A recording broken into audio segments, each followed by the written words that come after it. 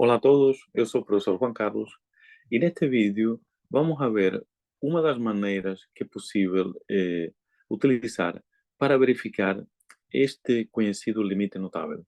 É um limite notável que aparece no formulário do 12º ano do ensino secundário em Portugal. Um limite muito conhecido e, e de uma maneira geométrica, com ideias geométricas, é possível verificar a veracidade da igualdade que aqui está escrita. E, portanto, eu vou fazer essa demonstração, é curta, não é muito difícil, e para o meu gosto, eu acho muito gira. Portanto, eu espero que gostem deste vídeo, e eu já preparei aqui uma imagem, é esta imagem, onde estamos a observar uma circunferência ou um círculo conhecido como circunferência ou círculo trigonométrico. Isto é, o raio é 1, é por isso que o comprimento de OA é 1 dos raios, e o comprimento de OB também é 1. Neste círculo, eu desenhei o ângulo, a amplitude daquele ângulo que está ali desenhado é o ângulo X. Esse X, vamos assumir que está em radianos, não em graus, em radianos, é importante isso. Portanto, o valor de X é o valor em radianos. E ainda, eu tracei o segmento AC, que tem a particularidade de ser tangente à circunferência. O segmento AB, também desenhado ali em azul, é uma das cordas, portanto, une estes dois pontos, que são pontos na circunferência. Pronto, então, acho que está percebida esta imagem que está aqui. Eu lembro que o raio é 1, a amplitude do ângulo está em radianos, e pronto. Então, reparem, daqui é possível, aqui temos várias figuras geométricas. Então, vamos escrever a seguinte desigualdade. A área do triângulo com vértices OAB vai ser menor do que a área do sector circular OAB. Para diferenciar uma da outra, eu vou pôr aqui uma curva em cima que nos vai dar a ideia de que é o sector circular. O que é o sector circular? É como se fosse uma fatia de uma pizza. O vértice da fatia é O, é aquele biquinho. E, digamos, a fatia da pizza vai até os pontos A e B que estão em cima da circunferência. Obviamente, a área do sector é ligeiramente maior do que a área do triângulo com vértices OAB. Bom, então a área do sector ainda vai ser inferior à área do triângulo com vértices OAC. Portanto, acho que esta desigualdade, em boa verdade, são duas desigualdades. É fácil de perceber, é pura geometria, é de observação da figura. Mas o que é interessante é que nós vamos ter uma desigualdade importante e interessante se escrevemos rigorosamente cada uma destas áreas. Para isto vamos a precisar de lembrar a área de um triângulo. Também vamos a precisar de lembrar a área de um sector. Muito bem. Então, a área do triângulo que eu vou utilizar é uma fórmula que não é muito conhecida, mas que, neste caso, dá muito jeito. E que fórmula é essa? Eu vou escrever aqui num cantinho superior. Que fórmula é essa? Se temos um triângulo, assim, e digamos, esta é a base, e temos o comprimento deste lado, digamos, A, e conhecemos o ângulo alfa, pois a área deste triângulo é igual à base vezes o comprimento de A e vezes o seno de alfa, tudo a dividir por 2. Como eu digo, esta fórmula não é muito conhecida, mas no meu canal também vou incluir um vídeo a explicar de onde é que vem esta fórmula, não é difícil de perceber. É saber um bocadinho de trigonometria. E vamos utilizar essa fórmula para escrever a área do triângulo OAB. Eu preciso, vou escrever aqui. Tenha em conta que o comprimento de OA é 1, o comprimento de OB também é 1, o ângulo que se forma é x, de acordo com a nossa notação, e, portanto, esta primeira área que está aqui, eu vou escrever, vai ser igual a 1 vezes 1, eu vou escrever tudo, 1 vezes 1, obviamente isso é 1, e vezes o seno de x, a dividir por 2. Portanto, esta é a primeira das áreas. Obviamente, isto vai ser, eu vou agora escrever aqui na parte inferior, seno de x a dividir por 2. Tá? Isto vai ter que ser menor do que a área do sector. Para calcular a área deste sector, eu preciso lembrar a fórmula. Essa fórmula está no formulário dos exames nacionais, a área de um sector circular. Então, temos um sector circular, uma região do plano assim, este é o raio, e temos aqui o ângulo. No nosso caso é x, pois a área é igual a r ao quadrado vezes x e a dividir por 2. Ok? Onde x é a amplitude em radianos. No nosso caso, o raio é 1 e por isso, obviamente, a área deste sector vai ser igual a x a dividir por 2. Portanto,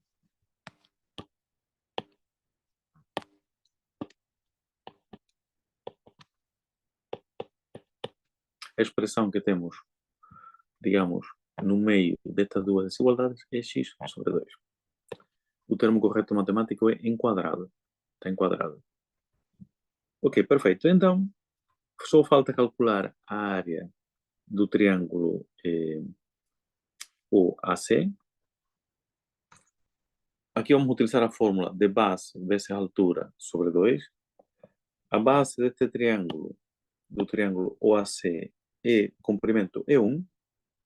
O comprimento dessa base é 1. Portanto, vamos escrever a base é 1 vezes o comprimento DAC. Já vamos ver o que é o comprimento DAC. A dividir por 2. O comprimento DAC vai ser a tangente de x. Para isso, temos que lembrar, mais uma coisinha aqui para lembrar neste cantinho. Se temos um triângulo retângulo, temos aqui o ângulo x, e a tangente de x é o cateto oposto a dividir pelo cateto adjacente. No nosso caso, o cateto oposto, digamos, vamos dar aqui nomes, seria B e A, seria então A sobre B. No nosso caso, o cateto oposto é AC e o cateto adjacente é 1. Por esse motivo, é possível afirmar que AC vai ser igual a tangente de x. Eu vou escrever aqui tangente de x é igual a AC. Seria, em boa verdade, a tangente de x é igual a AC a dividir por 1. Portanto, isso é o comprimento de AC. Ou seja, o que temos aqui é a tangente de x sobre 2. Então, chegamos a estas desigualdades que envolvem o seno de x, x e a tangente de x. E era aqui que eu queria chegar. Estamos um pequeno passo de provar o nosso limite notável. Para isso, eu vou apagar então a parte superior do quadro, eu já não preciso dela, e vamos concluir então a verificação ou demonstração deste limite notável. Como podem ver, a maneira de chegar a estas desigualdades é puramente geométrica, e eu gosto muito disso. Gosto, quando é possível, fazer a ligação entre conteúdos mais abstratos com conteúdos mais terra a terra, com ideias geométricas. Pronto, então, vou apagar isto tudo.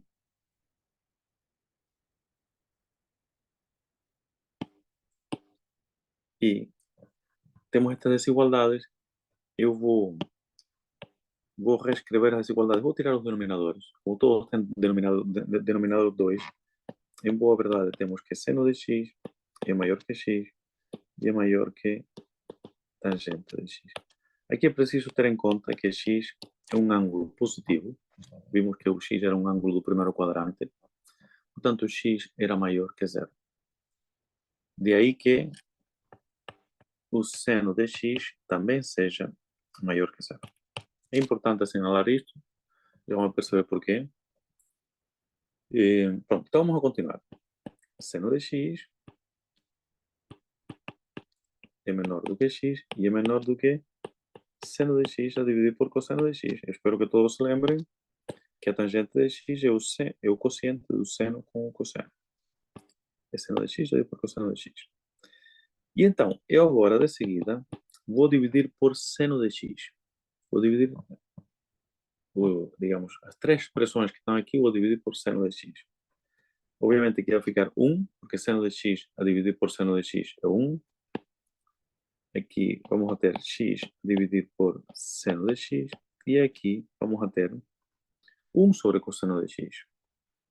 Porque o seno de x vai cortar com o seno de x. Atenção, um pequeno pormenor. Foi por isso que eu chamei a atenção para o facto do seno ser positivo. O facto do seno ser positivo faz com que o sentido da desigualdade se mantenha. Isto é, dividimos por um número positivo. Porque se dividíssemos por um número negativo, o sentido da desigualdade ficava ao contrário. Mas pronto, aqui é positivo, está tudo bem. E então o que é que temos? Temos três funções. Duas delas está a enquadrar, duas enquadram a x a dividir por seno de x.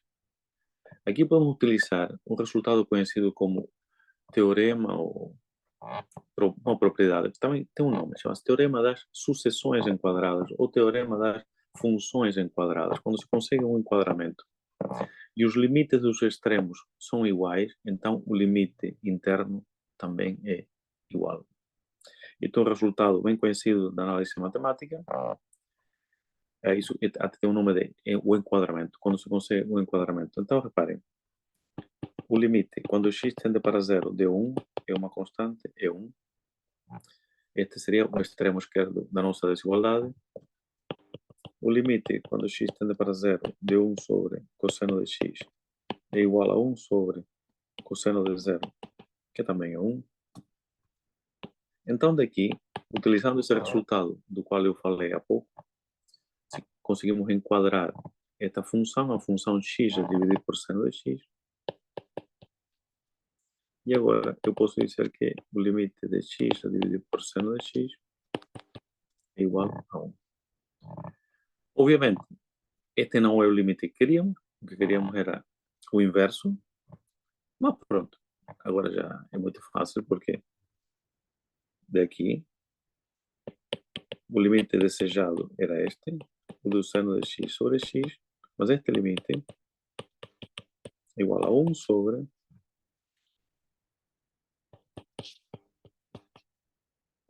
x a dividir por seno de x, e se x a dividir por seno de x tem limite 1, como acabamos de verificar, então daqui vem que isto é 1. E esta é a verificação. Apenas uma observação de algo que não vou fazer, mas para ser absolutamente rigoroso, o que acabamos de provar foi para x maior que zero. Alguém podia perguntar, bom, e se x for negativo?